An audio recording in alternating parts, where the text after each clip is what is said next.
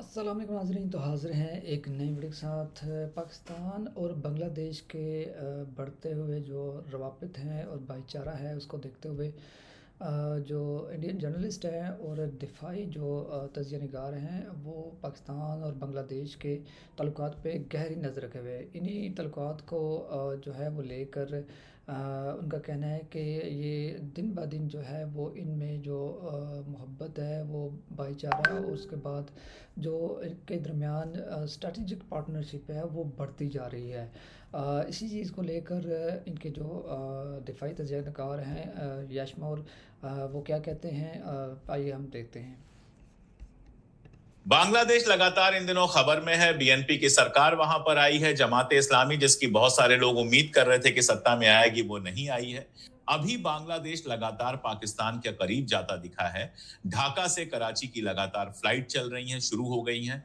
इसके अलावा ढाका का बीजिंग के साथ भी रिश्ता बहुत मजबूत होता दिखा है और सेवन सिस्टर्स की बात लगातार की जा रही है। ये बात ऐसे समझ में नहीं आती है, ऐसे लगता है चलो बात की तो क्या की, सेवन सिस्टर की बात करना और इंडिया की बात नहीं करना और फ्रिंज एलिमेंट के लगातार ये बयान आना कि हम कभी भी बॉटल नेक को तोड़ देंगे और सेवन सिस्टर्स को अलग कर देंगे। दरअसल बांग्लादेश के साथ 71 के बाद जिस तरह के फ्रेंडली रिश्ते थे, वो कहीं ना कहीं बहुत डिस्टर्ब नजर आ रहे हैं। सर, बिना किसी सवाल के मैं जानना यही चाहता हूं कि ये जो बदलाव वहां पर हुआ है, सरकार बदली है, ये बदलाव भी, और इसके पहले जिस तरह के फ्रिंज एलिमेंट और एक्सट्रीम एलिमेंट्स के बयान आए हैं, और खासतौर पर वहां के जो प्रेसिडेंट हैं, जो कहीं से इलेक्ट नहीं हुए हैं, सीधे उनको ला के ऊपर से बिठाया गया है, मोहम्मद यूनुस साहब को।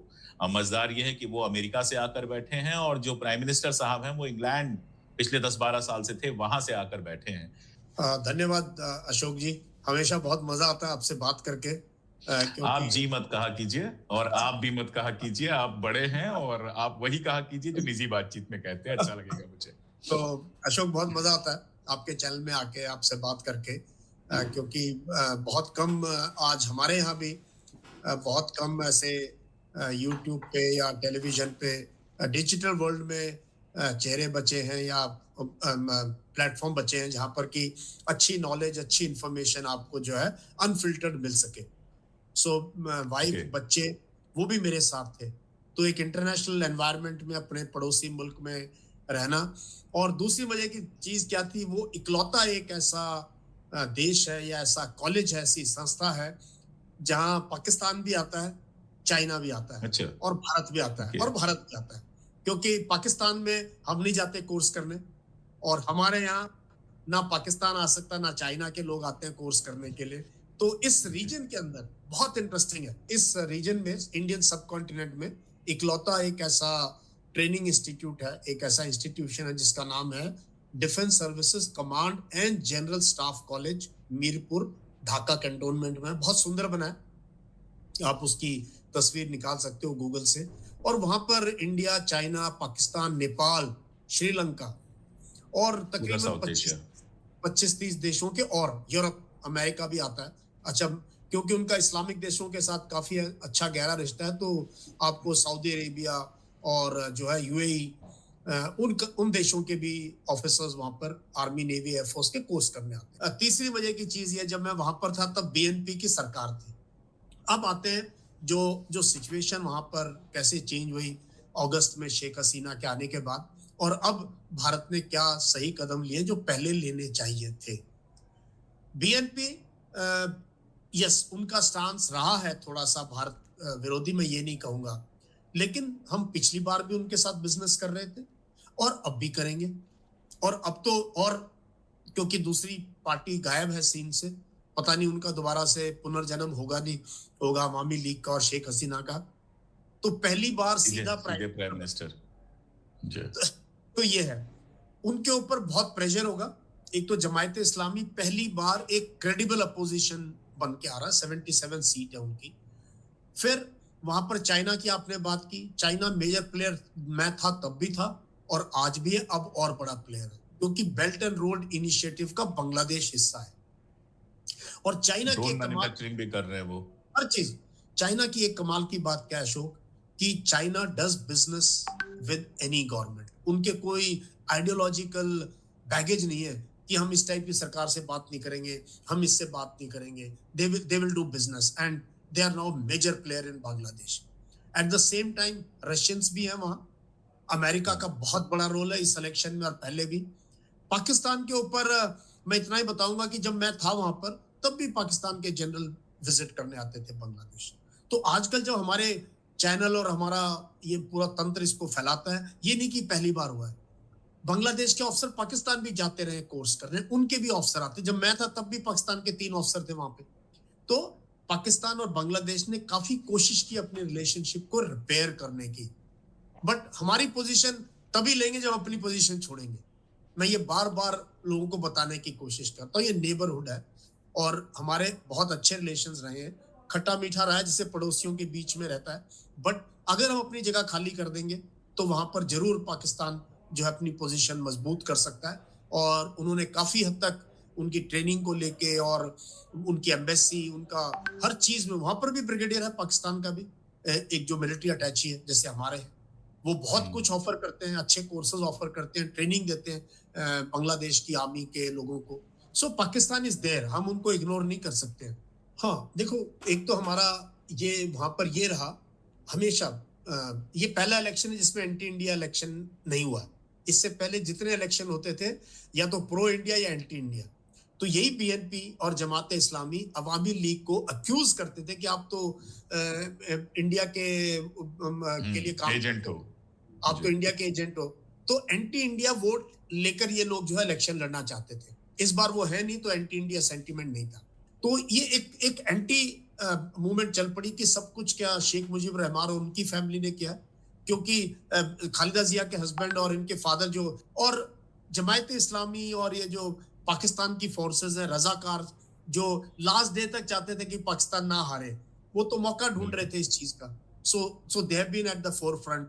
तो ये एक टर्मोइल कह लूं, ये रेवोल्यूशन पता नहीं है या नहीं, आने वाले दिनों में बताएंगे क्या होगा इसके अंदर। बट हाँ, ये एक सेटबैक है। और मैं खास तौर पर आपका 7 सिस्टर्स पे ध्यान खींचना चाहूंगा कि बार बार बांग्लादेश में जो नाम लिया जाता है, और हम जानते हैं कि वो एक पतला सा, बहुत पतली सी पट्टी बनती है, वो चिकन नेक जैसा बन जाता है, और कई बार देश के अंदर और बाहर इस पर बात की जाती है। एज अ आर्मी पर्सन मैं आपसे जानना चाहता हूं कि क्या हमारी चिकन का नेक वाकई इतना कमजोर है कि जब ये चाहेंगे मरोड़ देंगे? ऐसा है नहीं, इसको Yes. इसको अननेसेसरी तूल दिया गया। और कब दिया गया अशोक, आप देखो हमारे यहाँ से भी कितनी नफरत फैलाई गई, हमारे यहाँ से किस प्रकार का नैरेटिव था हमारे मीडिया में, हमारे राइट विंग यूट्यूबर्स ने, क्रिकेट को लेकर हर चीज। ये जो हमने मुस्तफिज रहमान के साथ किया, जो मुस्तफिज जो केकेआर ने खरीदा, आई थिंक वो शाहरुख खान की टीम का बिल्कुल कंडेमनेबल एक्शन था। बीसीसीआई क्यों इन्वॉल्व हुआ, वो भी पड़ोसी देश का, उससे वहां से उसकी टीम बायकॉट हो गई। तो ये छोटी मोटी चीज नहीं है, वहां भी पाकिस्तान बांग्लादेश में क्रिकेट का उतना ही क्रेज है जैसे हमारे देश में, वो टीम ही आउट हो गई टूर्नामेंट से। तो ये तो हमें कहीं ना कहीं रिपेयर करना पड़ेगा, या तो टूर करा के या कुछ करके क्रिकेटिंग टाइज, ये that was below the belt, जो हमें नहीं करना चाहिए था। हम एक बड़ा देश है, बड़ी सोच रखनी चाहिए एक प्लेयर को लेके हम लोगों ने। और किस लिए किया, क्योंकि हमारे यहाँ राइट विंग का बहुत पुश था इस पूरे चीज के अंदर, वहां पे हिंदू प्रोसिक्यूशन। मैं इसको चाहूंगा थोड़ा सा इस पर बात की जाए सर, कि हमारी जो इंटरनेशनल पॉलिसी ये राइट विंग के ट्विटर्स के ट्रॉल्स के थ्रू हो रही है, चाहे वो मालदीव्स का मामला हो, चाहे बांग्लादेश का मामला हो। जिस तरह से लोग पीछे पड़ जाते हैं, कभी खिलाड़ी के, कभी नेता के ट्रॉल करते हैं, और हम देखते हैं कि हमारी इंटरनेशनल पॉलिसी उससे तय हो रही है कई बार। ये अपने आप में बिल्कुल अजीबोगरीब है। जब आप रहे होंगे बांग्लादेश में, तो जो कुछ तय किया जाता होगा वहां, जो हमारी जो एम्बेसी होगी, उसके ऑफिसर्स, आप लोग जो बताते होंगे, उससे तय किया जाता होगा, और देश के हित को सबसे आगे रखा जाता होगा। भाई इंडिया का फायदा होना चाहिए, इंडिया के रिश्ते बनने चाहिए। इसको लोकल पॉलिटिक्स में जो ये आ गया है, वो कितना खतरनाक है, मैं ये भी इस सवाल के साथ साथ समझना चाहूंगा। लेकिन चिकन नेक वाला मुद्दा आपको समझाना है, वो मैं चाहता हूँ आप डिटेल में समझें। हाँ, उस पे आएंगे। पहले ये आपने बहुत अच्छा एक ना हमारी जो डोमेस्टिक पॉलिटिक्स है, इलेक्शन जीतने की है, या एक पोलराइजेशन की जो है, एक इस्लामोफोबिया का जो एक माहौल हम देखते हैं हमारे देश में, इसने काली छाया पूरे रीजन के ऊपर डाल दी। और जो एक भारत की तस्वीर थी, जो एक, मैं तो क्योंकि इन सभी देशों के सेनाओं के साथ मैंने यूएन में भी काम किया, यहाँ पर भी 1 साल बड़ा वक्त होता है जब आप साथ में रहते हो और साथ में खाते पीते हो, ट्रेनिंग कर रहे हो, खेल कूद रहे हो, सब कुछ। तो ये पूरी एक काली छाया हमने मालदीव्स पे नहीं, नेपाल में, बांग्लादेश में, श्रीलंका में, पाकिस्तान तो है ही है, इवन चाइना के साथ कई जगह रिलेशन में हमारे ये इस टाइप की जो नैरेटिव हम बिल्ड कर देते हैं ट्विटर पे, यूट्यूब पे और हमारे मीडिया में, इसने बहुत हमारी पोजीशन अच्छी नहीं, क्योंकि भारत जी, बिल्कुल, पूरी दुनिया में जो है वो भारत की जो है वो तज़लील होती रही इन्हीं चीज़ों की वजह से। और जिस तरह यश मौर्य साहब ने इन चीज़ों को बड़े अच्छे अंदाज़ में वो डिस्क्राइब किया कि किस तरह जो है वो भारतीय हुकूमत, मीडिया और इनके जो दूसरे लोग हैं, मज़हबी लोग हैं, इंतहा पसंद जो वो लोग हैं, पंडित हैं, ये सारे इस चीज़ को लेकर जो है वो भारत की बदनामी का बायस बनते रहे। लोग दूसरी तरीके से देखते हैं।